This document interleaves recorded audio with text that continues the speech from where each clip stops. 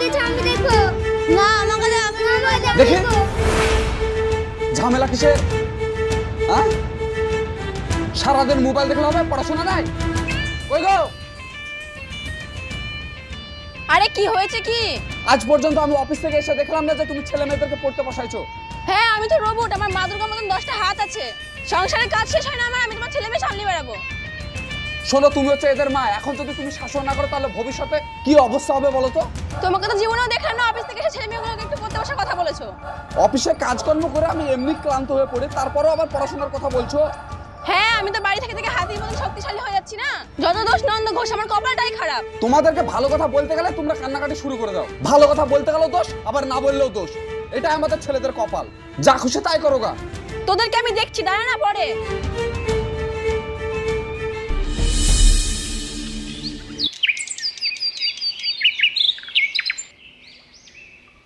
কই গো, ডাক্তার দাও তো, বাজারটা করে আসে। এই নাও, বাজার থেকে বড় মাছ নিয়ে আসবে। হ্যাঁ, গরমে মাংস খাবো না। আচ্ছা শোনো, ওদেরকে খাইয়ে দাইয়ে প্রাইভেট পাঠিয়ে দেবা, হ্যাঁ? আর খাওয়ার সময় মোবাইল দেবা না, জানো? আচ্ছা ঠিক আছে, এসো সাবধানে।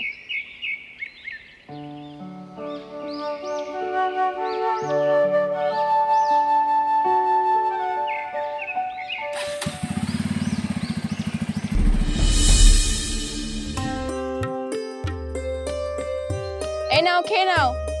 মা মোবাইল দাও না, কার্টুন দেখবো। না না, কোনো ফোন হবে না, তোমাদের আপু নিষেধ করেছে খাওয়ার সময় ফোন দিতে। হ্যাঁ মোবাইলটা দাও, দিয়ে ভাত খাবো, তাই না ভাই? হ্যাঁ বন্ধু ঠিক বলেছিস, মোবাইলটা একটু দাও না মা। না না, খাওয়ার সময় কোনো ফোন হবে না, খেলে খাও, না খেলে উঠে যাও। একদিন না খেলে মানুষ মরে না। চল ভাই প্রাইভেট চল।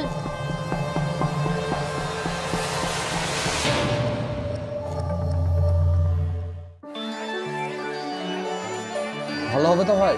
কি ব্যাপার বাইনুল, কিছু কিনছো নাকি? হ্যাঁ স্যার, ভালো আছেন? হ্যাঁ ভালো আছি। হঠাৎ আপনি বাজারে? বাজারে একটু কাজ আছে তাই আসলাম। তোমার বাড়িতে তোমার দুই ছেলে মেয়েকে একটু গাইডে রাখো। কেন স্যার হঠাৎ এই ধরনের কথা বলছেন? কেন ওরা কি কোনো বেয়াদবি করে নাকি? না, বেয়াদবি করে না, তাহলে? তবে বর্তমান পড়াশোনাতে খুবই ফাঁকি দিচ্ছে। কোনটা স্যার, ছেলেটা না মেয়েটা? ছেলে মেয়ে দুজনেই।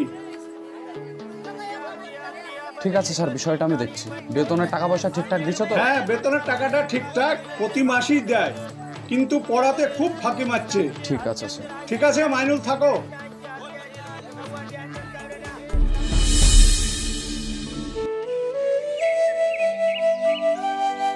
কই গো, এলো। ছেলেগুলোকে একটু নজরে নজরে রাখো। প্রাইভেটের মাস্টার আমাকে হাটে আজ ধরেছিল, বললো যে প্রাইভেটে খুব ফাঁকি মারছে কিন্তু। আর তুই না তো অঙ্ক কিচ্ছু পারে না। মোবাইলটা তুমি একটু লুকিয়ে রাখো। আরে সেদিন তো মোবাইল লুকিয়ে দেখলাম, যেই ফোনে নোটিফিকেশন ঢোকে তোমার মেয়ে ছুটে গিয়ে মোবাইলটা খুঁজে নিয়ে চলে আসে। এই বাচ্চাদেরকে মোবাইল দিলেও বিপদ, আবার না দিলেও বিপদ। আচ্ছা তুমি এক কাজ করো, আজকে না আমার ফোনে রিচার্জ শেষ হয়ে যাবে, তুমি না রিচার্জ করে দেবে না? শোনো, রিচার্জ না করলে এই সমস্যার সমাধান না, হ্যাঁ? আমাদেরকে অন্য কিছু ভাবতে হবে। কাল আমাকে হেডমাস্টার ফোন করেছিল স্কুল থেকে। স্কুলে একটুও পড়াশোনা কিচ্ছু করে না, তুমি একটু শাসনে রাখো।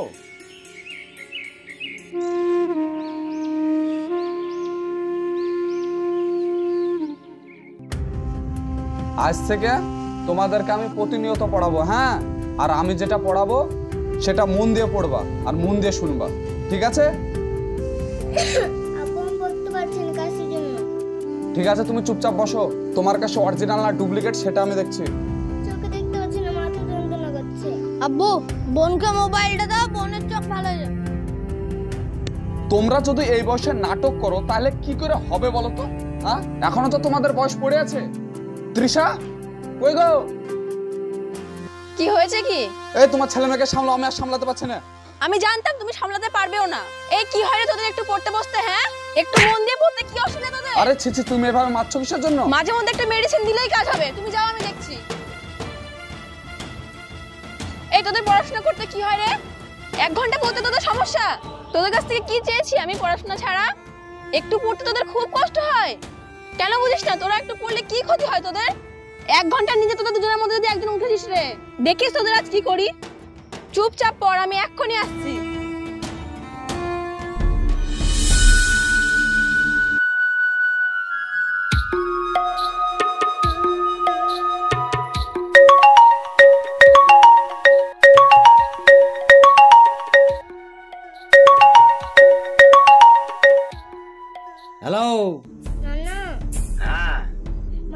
রিচার্জটা শেষ হয়েছে, রিচার্জ মেরে দাও না আমায় বলে। আব্বু এখন বেতন পাইনি। ঠিক আছে, আমি রিচার্জ মেরেছি। তোমরা কেমন আছো? আমি ভালো আছি। তুমি আমাদের বেড়াতে আসো না? হ্যাঁ যাবো, গাছের আম পেকেছে, ওই আমলিয়া 2-3 দিনের মধ্যেই যাবো। ঠিক আছে, রাখছি না। হ্যাঁ ঠিক আছে।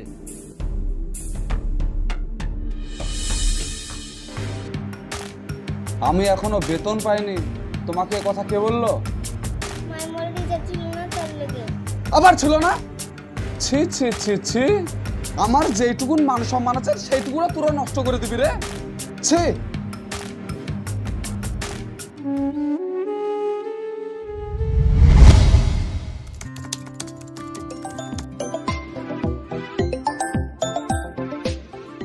হ্যাঁ বলো। বলছি তোমার মেয়ে না চোখে দেখতে পাচ্ছে না, ওর চোখে ভীষণ যন্ত্রণা হচ্ছে। তুমি অফিস থেকে একটু তাড়াতাড়ি বাড়ি চলে এসো না। কি সব কথা বলছো তুমি? হ্যাঁ ঠিক আছে, আমি আসছি।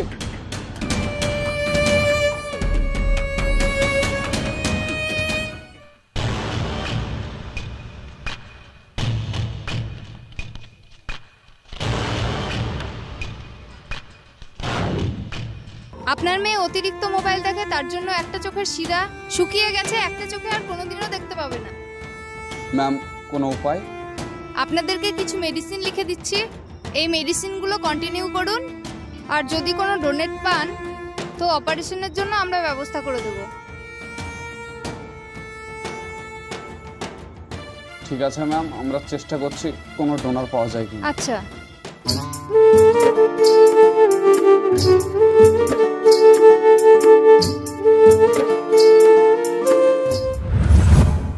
চোখে ব্যথা করছে এখনো? কিচ্ছু হবে না, সব ঠিক হয়ে যাবে। কতবার বলেছিলাম ফোন দেখিস না, মায়ের কথা শুনেছিলিস তখন? আব্বু দেখো না, আমার ভালো মেয়েটার চোখটা কি হয়ে গেল। ডাক্তার বলেছে ওর জীবনেও চোখে দেখতে পারবে না। আমি এখন কি করব আব্বু? মা, ও তো ভেঙে পড়িস নি, ওপরওয়ালার উপর ভরসা রাখ, দেখ সব ঠিক হয়ে যাবে। ওপরওয়ালাই ভরসা এখন। মাইনুল, ডাক্তারে কি বলেছে? ডাক্তারে বললো যে মোবাইলের রেডিয়েশনের জন্য একটা চোখের শিরা শুকিয়ে গেছে। ডাক্তারে মেডিসিন দিল, মেডিসিন চালিয়ে যেতে বললো, যদি না চালায় তাহলে চোখ নষ্ট হয়ে যাবে। এখন আমি চিন্তায় পড়ে গেছি, মেয়ের বিয়ে দেবো কি করে। এই চোখটার কি কোনো রকম ভাবে চিকিৎসার ব্যবস্থা করা যাবে না? ব্যবস্থা বলতে কেউ যদি কোনো ডোনার যদি চোখ দান করে তাহলে ঠিক হতে পারে।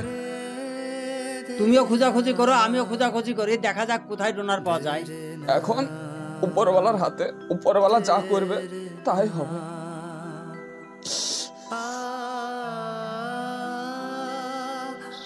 আব্বু তুমি কেঁদো না, আমি বোনকে চোখ দান করবো। আমার চোখ দিয়ে বোন দেখবে। আয় বাপ বুকে। ছেলে মেয়েদের একটু ভুলের জন্য বাবা মাকে অনেক কষ্ট সহ্য করতে হয়, তারই একটি প্রেক্ষাপট আপনাদের মাঝে তুলে ধরলাম। ভিডিওটি কেমন হয়েছে অবশ্যই কমেন্ট করে জানাবেন। সো ভালো থাকবেন, সুস্থ থাকবেন, দেখা হচ্ছে আপনাদের সঙ্গে আবার নেক্সট ভিডিওতে।